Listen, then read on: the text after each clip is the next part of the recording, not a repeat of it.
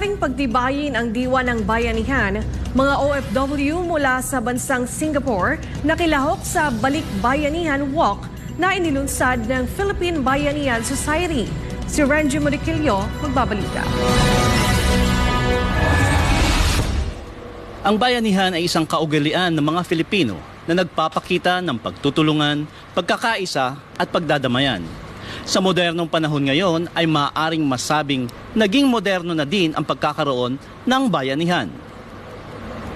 Ang pagtitipon ng mga Pilipino sa isinagawang Bayanihan Walk ng Philippine Bayanihan Society Singapore ay layuning ipakita ang kahalagahan ng pagkakaisa at pagmamahal sa bayan. Ayon kay Attorney Ranbir Kumar Singh, presidente ng Philippine Bayanihan Society Singapore o PBSS, itinatag ito noong Agosto 2001 upang magkaroon ng tambayan o lugar ang mga Pilipino sa Singapore. Kabilang sa mga pangunahing layunin ng samahan ang pagpapabuti ng kasanayan ng mga manggagawang Pilipino at pagpapalalim ng sosyo-kultural na ugnayan sa pagitan ng mga Pilipino at mga Singaporean. The Bayanihan Center has been set up as a tambayan, I would say, tambayan for the overseas Filipino workers in Singapore. And in this tambayan, we run a whole range of classes which are of interest to the Filipino community in Singapore, at the same time to provide a forum for the social and cultural activities as well. Ang Philippine Bayanihan Walk ay nagkaroon ng iba't ibang aktibidad tulad ng Zumba. Gayon din ang mga dance at singing performance ng mga voluntaryo sa naturang okasyon. Bukod dito, nagkaroon din ng mga booth at iba't ibang organisasyon at sponsors na nag-aalok ng impormasyon tungkol sa kanilang mga serbisyo at proyekto at nagkaroon rin ng paraffle rito.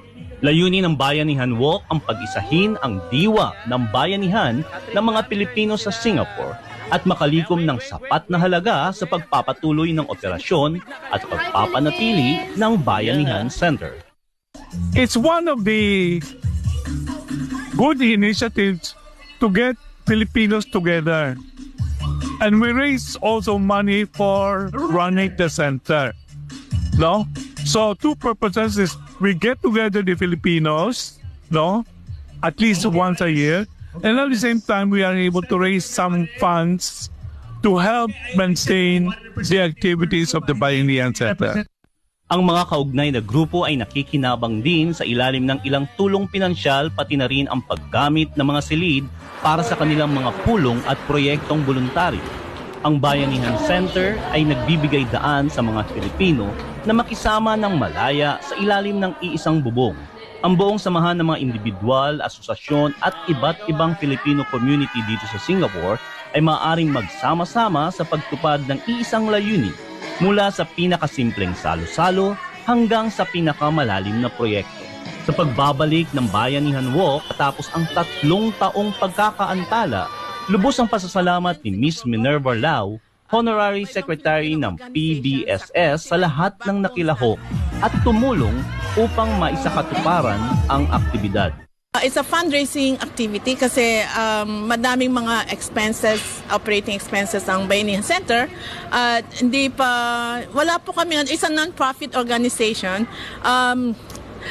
So we need to raise funds to support its maintenance and operations for the skill upgrading and training of our kababayan. So madami po mga nagpupunta dito para matuto ng kung ano-anong mga skills. Para naman po pag-uwi nila sa Pilipinas, mayroon silang ibang trabaho na maganda. Ang Philippine Bayanihan Walk ay isang pambansang aktibidad na naglalayong magtagumpay sa kahalagahan ng pagkakaisa at bayanihan sa kabila ng mga pagsubok at hamon na kinakaharap ng ating mga kababayan sa ibayong dagat.